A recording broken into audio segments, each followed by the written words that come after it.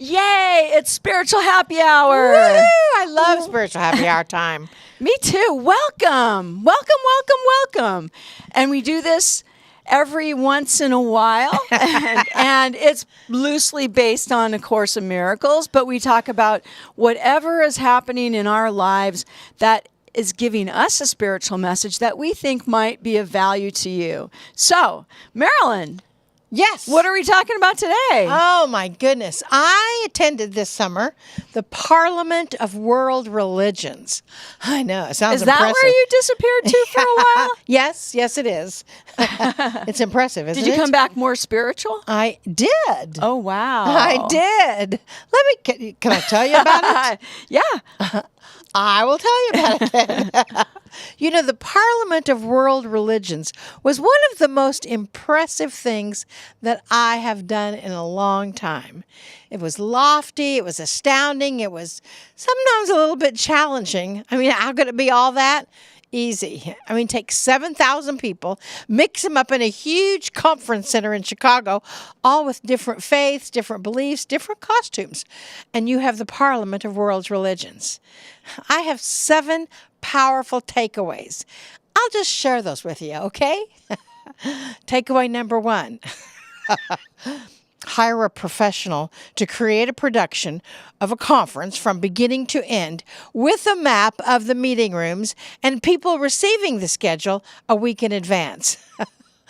Bless their hearts. We stood in line for about 5 hours collectively as they tried to register 7,000 people because it was someone's bright idea to not print the name badges out ahead of time. So you had people that have never seen an iPad trying to put their name and their state or country into an iPad. It was amazing. And the building was huge. I mean, from the Hyatt Hotel to the convention center, they're connected, right? I think it was about a 7-mile hike. Well, it was a 7-mile hike the first day. By the end day, it was about a quarter of a mile. But it seemed like 7 miles the first day, especially when we didn't really know where we were going. I mean, and then the main meeting hall, they had this ginormous meeting hall. It had, 6 or 8 Jumbotron screens throughout it. But the sound echoed so much because it was a steel and concrete meeting hall that it was difficult to hear and understand things. Plus, there was 4+ floors. I mean, inside, outside, upstairs, downstairs, all around. And you would think that room E453 would be next to E452. But it wasn't. It was it was next to E253 or W253. I mean, a map would have been really helpful. So that was my first takeaway. But it got better from there. The second takeaway, the potential of the opening ceremony was breathtaking.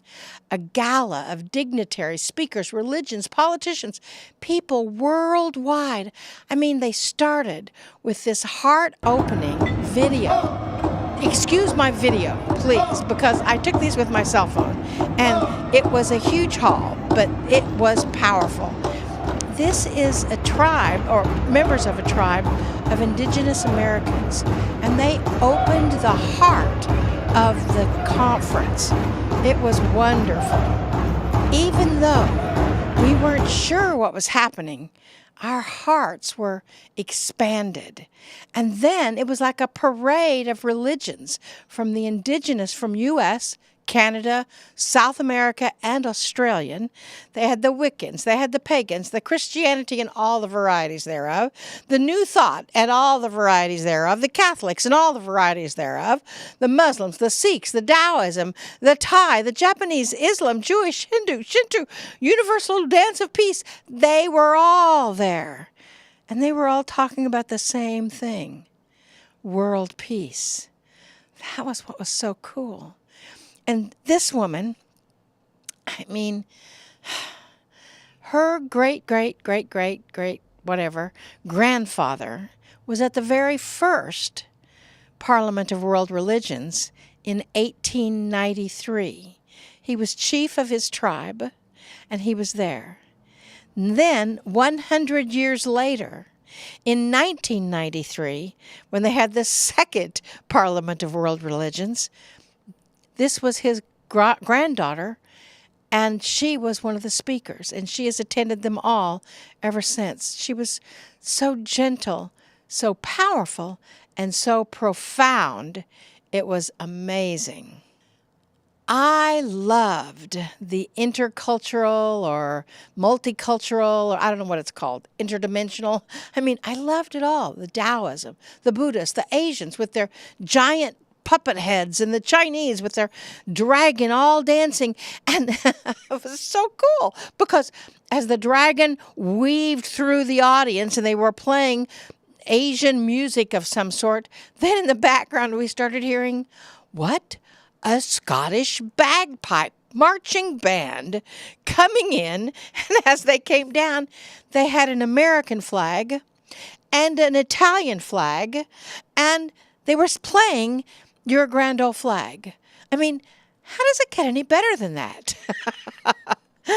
And then it was so amazing because the dignitaries and the politicians, where in one stage would you have Dr. Jane Goodall at 89, the president of the Midwest Buddhist Society, the governor of Illinois, Nancy Pelosi, Marianne Williamson, the grand leader of the Sikhs, the high priestess of the pagan religion, the grand council of the Wiccans, the CEO of Unity Worldwide Ministries, the liaison between the Israelis and the Palestinians, the mayor of Chicago, Reverend Jesse Jackson, the senator of Illinois, Reverend Michael Beckwith, the head of the Red Letter Christians, and, watch this, the leader of the Aboriginal tribes from Australia. You'll love this guy. Huh? Good, huh? He was so amazing. Want to get a closer look? How's that? And he was so profound in his message. And he sang a song. That's his musical instrument that he's tapping. And he sang a song about peace on the planet, that we are all one love and one the same. There were over 200 speakers. And then there were regular people like you and me. I did take a picture of one regular guy because he didn't appear very regular to me. He was kneeling down, taking a picture of something else. Please note the sword. He's a Sikh, and they wear a sword, and I was a little alarmed by that. But then we realized that his sword is symbolic to cut away those parts that no longer serve. And if anyone needs protecting, they are ready to protect with their heart and not the sword. And one of the things that I really liked about this guy, let me show you. His tennis shoes and the sword, even in modern day. My third takeaway is with all those dignitaries, they were all passionate about the same thing that they once did. But they really couldn't address how they were going to make a difference in the world now. My fourth takeaway is many speakers were addressing the problem between Israel and Palestine. And they agreed with Adironda. There will be peace in the world once there is peace in Israel.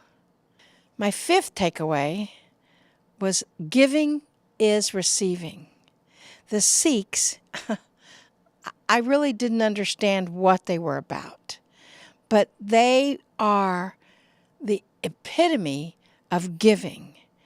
I know that they stand for equality, social justice, service to humanity, and tolerance for all other religions. But their giving was astounding. Let me show you. Each day, the Sikhs offered food in what they call a langar or a langar. And they fed up to 7,000 people in a tent at no charge. I mean, when you look at this,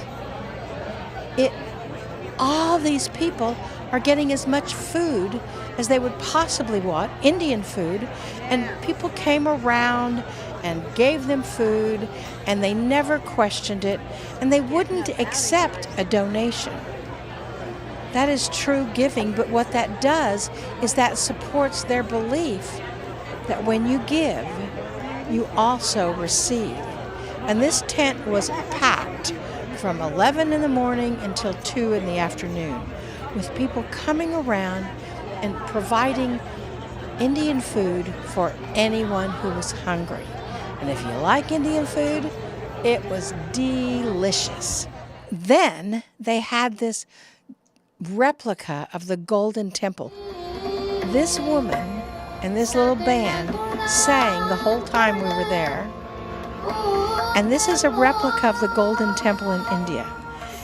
The Sikhs feed 50 to 100,000 people every day, free of charge in this Golden Temple.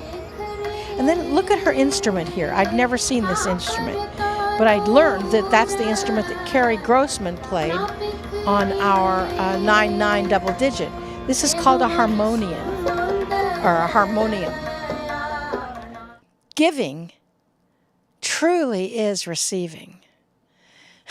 And as you see her and feel that energy, that's my sixth takeaway.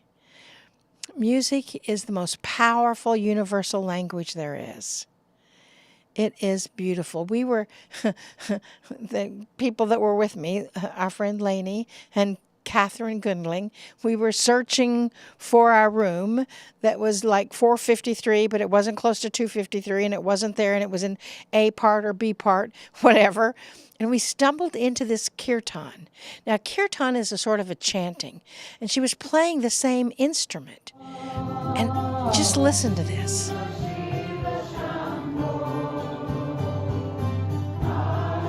And here, there were people from all different ages, all different cultures, all different backgrounds that were chanting about the healing of the planet Earth. And she was, I don't know, I got a close-up look at her. She was probably 30. And she was so completely into the passion of what she was doing. I've got another video clip of her. See all the people there? I mean, all different ages. And look at this. And the people that were experiencing it, the kirtan, which is about raising your own vibration. It's about raising your own energy.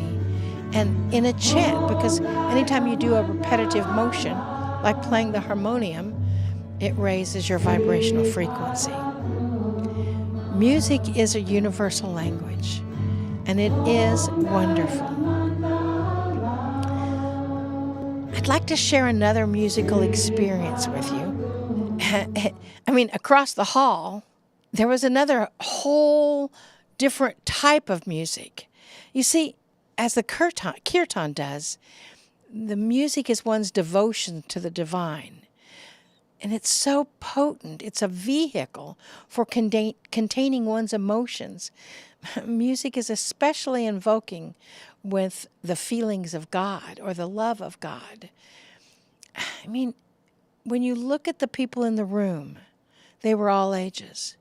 When you look at the presenters, they were very young. Here is a group of all religions.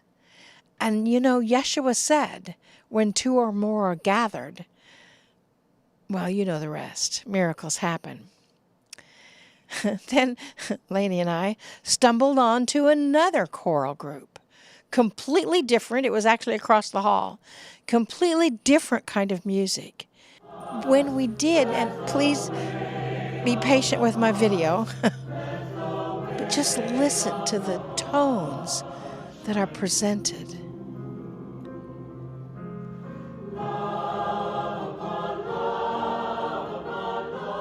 Beautiful, isn't it?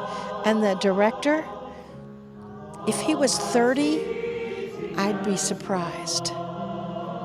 And see all the different ages of all the different types of people that got together to sing about the way of the heart being love. And then you'll see this fellow that was in the group that was doing light language with his hands. I'll show you his video. I didn't get his permission to share this, but he let us take his picture afterwards, so I think it was all right.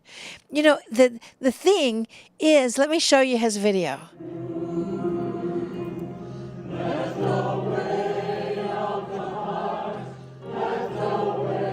He was so loving and so pure in his energy. And what? He was maybe 40, maybe. Which brings me to my final takeaway, age. There were lots and lots of speakers that were my age, a little maybe in their 50s and 60s, 70s, 80s, you know, all different. And what I saw was they were talking about what they had done 20 years ago, 30 years ago, 40 years ago. Very few of them were talking about what they're doing now. And as you know, in A Course in Miracles, we're talking about what's happening right now. I mean, I could go on and on about the young people that were there. But let me tell you about one particular young person. She was in a panel of, 60-year-olds and her. They all sat down while they talked into the microphone. But this woman, let me show you her picture. This woman stood up, took the stage. Let me tell you, at age 12, she saw something on television or they had something at her school, and she decided she was going to start a movement. And she started teaching, put together a whole program at 12. Now she's 19 here. She started put together a whole program at 12 to teach tiger widows in India how to earn a living for her family. You can see that. Empowering tiger widows as fish farming entrepreneurs in India. Amazing. And then she started in Suriname, Bangladesh, Lima, Peru, Canada, many, many more, teaching people how to feed themselves. Here you can see this is one in Suriname, where they teach farming and physical and mental well-being to children that have nothing else to do. They're teaching them how to feed themselves. Pretty phenomenal. Now, she's 19, has programs all over the world. This is her company, Green Hope. And can't you see a little teenager designing that logo? Look for it. You'll notice it. There were young people from all over the world. This group of young people created art with their bodies. They're from Israel and Palestine. Watch this. Beautiful, isn't it? These are two people that their countries are at battle with each other. Or this is a group of people with their countries at battle with each other. And they're creating peace. It is good. We build worlds with our young people. Michael Beckwith, who happens to be a friend of mine, or at least I know him. In this picture, he spoke right after that young woman did. And you'll see what he's doing here. And he's saying, all these guys on this panel, they've all told you what was. This woman is telling you what is and what is to be. And that is indeed my main takeaway. The world is in the hands of the youth. If you look back in history, the young people have changed it in the 60s, in the 70s, in the 40s, in the 20s. Our world is being connected in peace by the future. The futurists that are young people. And that's the truth. I implore you to not let this time pass you by, to gather your surroundings together and see what a difference you can make in this world on a global scale. It only takes one, and you can start when you're 12. The Buddha said, any idea that is developed and put into action is more important than an idea that exists only as an idea. Please, be the difference you want to see in the world. The power of one. That's how it all starts. Let's ponder that difference that we can make as we listen to the channeled music by Randy Luna, and then a message from Adironda, and we'll see what Adironda has to say about it all.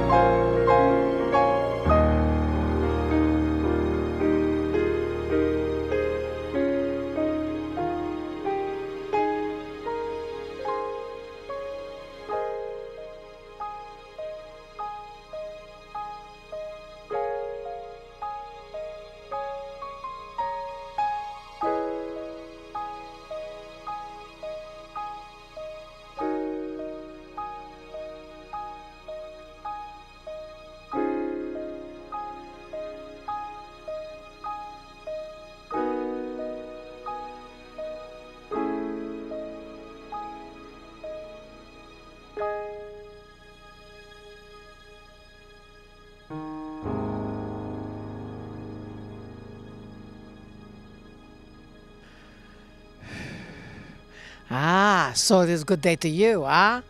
Very good to see you. Good to see you. Good to see you. Good to see you. Good to see you. Good to see each and every one of you out there in virtual reality.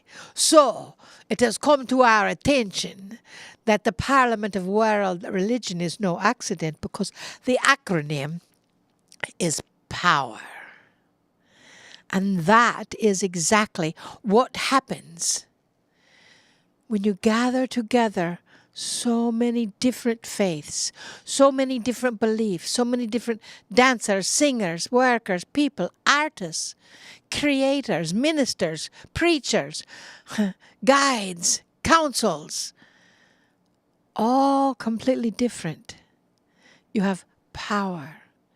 And not power in the ego, which would be in themselves, but power in the oneness. And that is the clarification of optimism and new enthusiasm. One. We love acronyms, huh? And we thank Carol Phonologist Fink for pointing that out.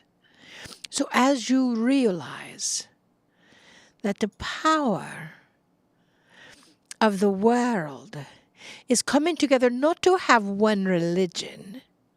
That is not the intent. Because all the different kinds of people do not have all the different kinds of beliefs. But, like the dear Sikhs, to have equality amongst all of the different religions. To have equality, as you say, amongst all of the different peoples of the planet. Now, you may think that can't possibly happen. To have all people on the planet believe that they are equal with all other people on the planet. Well, if that is what you believe, you are right. However, dearest being of light, if you believe that you can have two different people or 7,000 different people all together in one structure, all sharing their belief, but not trying to convince you of their belief as being right, you are also right. Because that, dearest being of light, is the key. You see, all people, if they were created the same, they would be the same. But they were not. We have 1, 2, 3, 4, 5 right here in this structure, and none of us, well, maybe with us there's 12 more, but maybe with one of us, all of us, are all different. Different shapes, different sizes, different beliefs, different programs, different patterns. And yet, there's one continuous thought, and that's love. And that is the theme of the next generation. Be the difference you wish to see. Live the difference you wish to see. And know that it's time to take action. Sitting on your sofa, thinking about the differences that you could make in the world is wonderful. But it is not going to accomplish it. It's just going to set the stage. Instead, get off the sofa, set a plan in motion, open the front door, and start that plan.